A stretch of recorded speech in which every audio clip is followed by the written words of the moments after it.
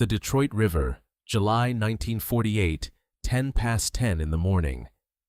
Frank Doyle, 39, a foreman at one of the auto plants, stood at the rail of the excursion steamer his own father had taken him on as a boy. His three children, Frank Jr., 11, Peggy, 8, and Tommy, 5, arranged along the same stretch of railing in the same order they always claimed it. The steam whistle had just sounded behind them, the enormous blast that meant the lines were cast off, and the gangway crowd from 20 minutes earlier, when the Columbia had loaded more than 1,000 people at the foot of Woodward Avenue, had already dispersed itself across 3 decks. Frank had chosen the 10 o'clock crossing for a reason he had never explained to his children and had never needed his own father to explain to him. Frank Jr. had claimed the same 6 feet of upper deck rail every summer since he'd been old enough to hold on to it himself, close enough to the paddle guard to feel the river's spray on a hot morning, angled just right to watch downtown Detroit shrink behind them as the Columbia swung out into open water. Peggy had already asked, twice, when they'd be allowed down to the main deck to look into the engine room, where the great shafts and cams were only now beginning to warm to speed. Tommy, the youngest, mostly wanted to know when the band would start. Frank had not chosen the 10 o'clock boat because it left him more time on the island, or because it was the first departure of the day. He had chosen it because the orchestra played the 10 o'clock crossing, and some year, he could not have said exactly which one, he had decided, without ever discussing it with Margaret, that the specific 80 minutes his children spent at that rail, with that music starting somewhere behind them, mattered more to their idea of summer than anything waiting for them on the other side of the river. What had Frank Doyle learned from his own father about which crossing to choose and where to stand at the rail? And what did he expect 90 minutes on the water to give his children that Boblo Island's rides and picnic grounds, waiting on the other side, could not give them on their own? What the Doyles boarded that morning was not simply a boat. The Columbia had been launched in 1902 for the Detroit, Belle Isle, and Windsor Ferry Company, built at the Detroit Shipbuilding Company's yard in Wyandotte, and designed by the naval architect Frank E. Kirby, a name that meant something specific to anyone who knew Great Lakes steamers, because Kirby had solved an engineering problem no one on the lakes had solved before. His steel support system allowed the Columbia's upper deck to span the distance needed for a proper dance floor, and the ship that resulted was, by documented account, the first steamboat in the United States built with a real ballroom. Lewis Keel had finished the interiors in mahogany paneling, leaded glass, and gilded moldings, refinements that made the Columbia, and her younger running mate, the St. Clair, launched in 1910, as much a floating social hall as a means of reaching an island. None of that history was visible to Frank Jr., Peggy, or Tommy at the rail. What was visible, and what mattered to them, was simpler. 6 departures ran from the Woodward Avenue dock every day between Memorial Day and Labor Day, each boat certified to carry well over 2,000 passengers, and each crossing took the better part of an hour and a half to cover the 18 miles down the Detroit River to Bois Blanc Island. The engine room sat open to view from the main deck, a deliberate design choice that let children like Peggy watch the shafts and connecting rods work at full speed, something no amusement park ride on the other end of the trip could quite replicate. And somewhere on the upper deck, a hired orchestra played through the crossing, choosing its opening number, by one documented account, according to the weather that day. Frank Doyle had never once considered taking his family on a different, earlier boat, simply to arrive at the island sooner. The 10 o'clock crossing was the one with the band already tuning up as the whistle sounded, and Frank wanted his children standing at that rail specifically when the music started, not because the destination mattered less to him, but because he understood, the way his own father plainly had, that the crossing itself was not a delay before the real day began. It was the first and possibly the best part of it. What did a boat built this deliberately, first ballroom on the Great Lakes, viewable engine room, weather-responsive orchestra, 6 sailings a day, actually require of a family like the Doyles, and what did Frank's specific choice of departure tell us about what he had truly brought his children aboard the Columbia to get? Before we continue, if this kind of documentation is what you've been looking for, consider subscribing. Every video on this channel goes into one specific element of the American excursion boat trip between 1900 and 1980, what the steamer or the dayliner or the coastal tour boat actually offered, what the crew and the regular passengers built into the trip over years of repetition, and what families were actually getting from 2 hours on the water that the destination on either end could not give them alone. Not nostalgia for an old photograph of a steamer, the documented social meaning of a trip that a generation of American families built into their summers on purpose. Even if you never rode a Boblo boat yourself, what it gave a family, 90 unhurried minutes with nothing to do but stand at a rail and watch a river become a lake, is something almost no modern trip is built to offer. And if your family took a Great Lakes excursion like this, put it in the comments. Did your family ever take the Boblo boat, or one like it, and do you remember the whistle, the orchestra, or which rail was always yours? Next time on this channel, the overnight floating palaces of the Detroit and Cleveland Navigation Company, and what a full night on Lake Erie gave newlyweds that a daytime crossing never could. Back to the rail. The whistle that had sent the Doyles' hearts up at the moment of departure was not decoration. It was the specific, unmistakable signal, audible for a considerable distance along the Detroit riverfront, that told a boat's own passengers, and everyone still standing on the Woodward Avenue dock, that the Columbia was underway. Frank Jr. had learned to listen for it the way his father had before him. The particular blast that meant the ordinary part of the morning had ended, and the part worth remembering had begun. The orchestra started not long after, and by one documented account from a mid-1950s magazine piece on the Boblo boats, the band's opening number depended on the weather. Cruising down the river when the sun was out, let a smile be your umbrella if rain threatened. It was July and clear, so what carried across the open deck to where the Doyle children stood was the first song, the one that meant summer was already going the way it should. Tommy, 5, did not know the tune's name. He knew only that it belonged specifically to this moment, on this boat, in a way no radio broadcast at home ever quite managed. Peggy finally got her turn at the engine room viewing well around the time the boat cleared the last of the Detroit shoreline, watching the great connecting rods work in a rhythm she found more mesmerizing than frightening. Frank Jr. stayed at the rail, watching the water itself change, the busy, working stretch of river near downtown giving way, mile by mile, to a wider, calmer channel as Bois Blanc Island's low green shoreline began to separate itself from the horizon ahead. Frank Doyle had made this same crossing as a boy, standing at very nearly this same spot on one of these same 2 ships, sometime before the war his own generation would eventually fight. He remembered almost nothing specific about that particular day at the island itself.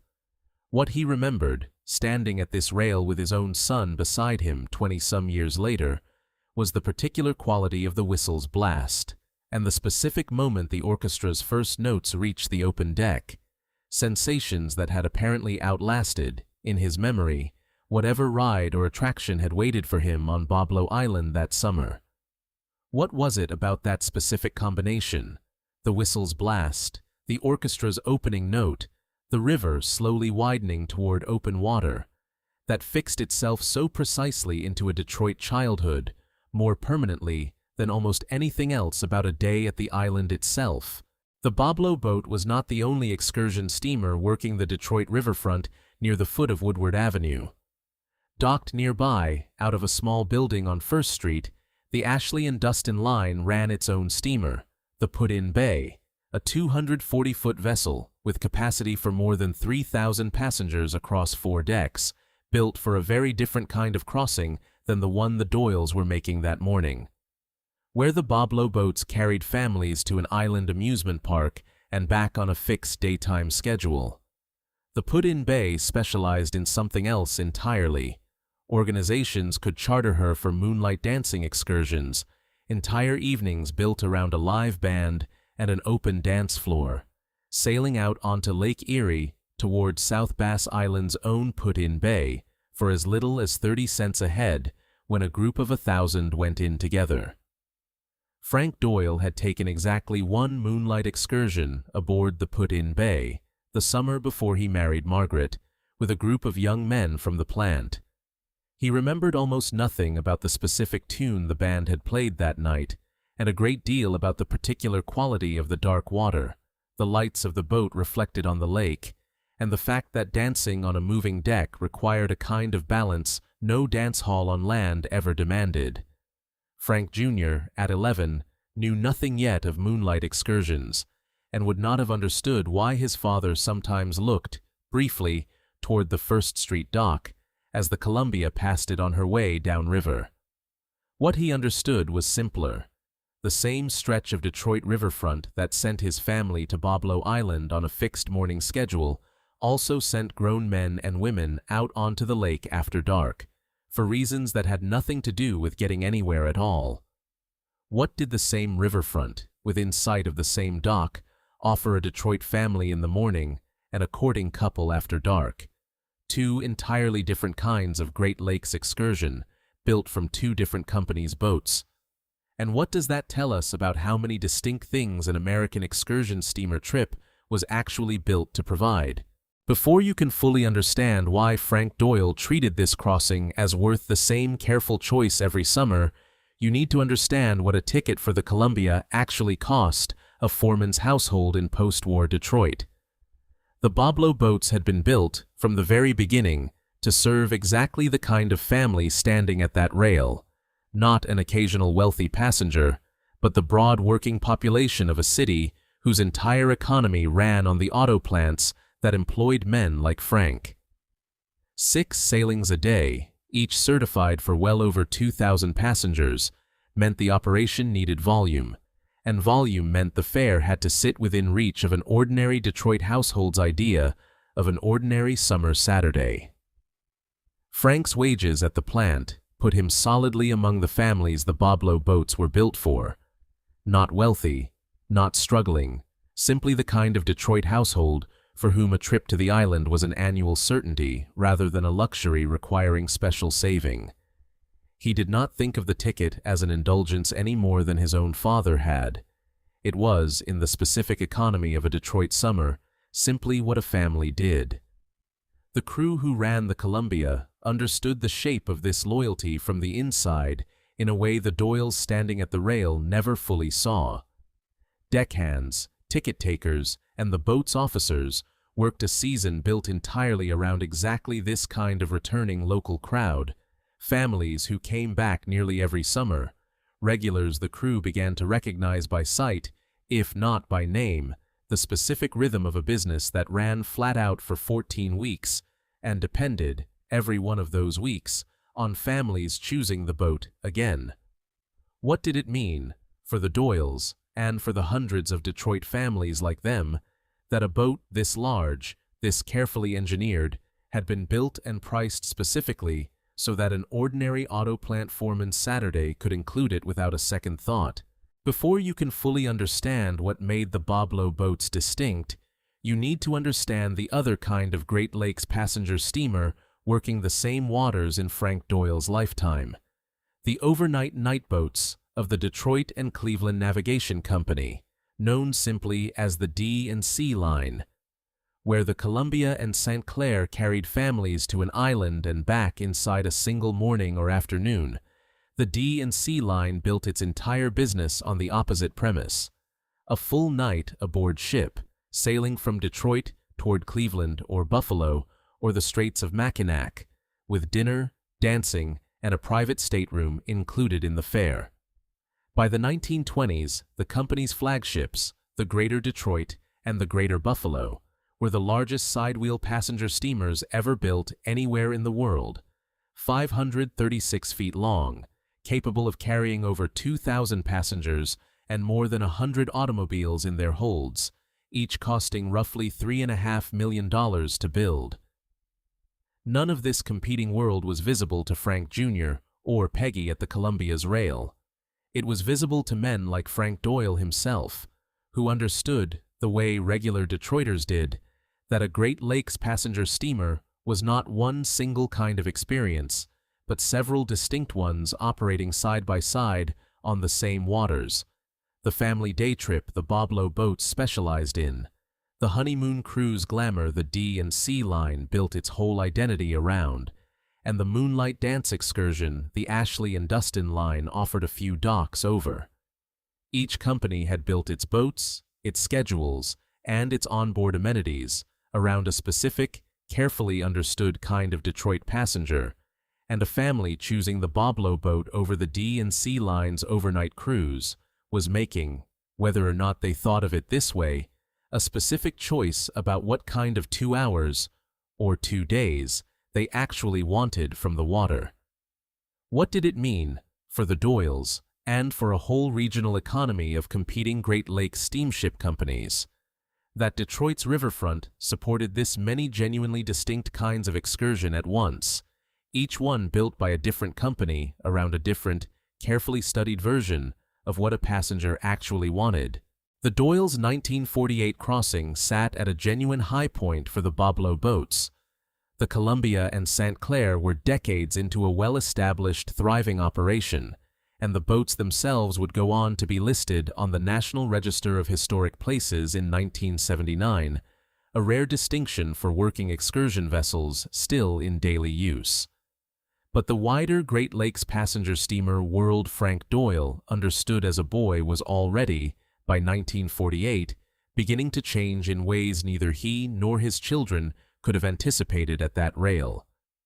The D&C line, the company running the grand overnight night boats to Cleveland and Buffalo, ceased operations in 1951, just 3 years after the Doyles' Boblo trip, brought down by the same post-war shift toward automobile travel that would eventually reshape excursion boat culture across the entire country.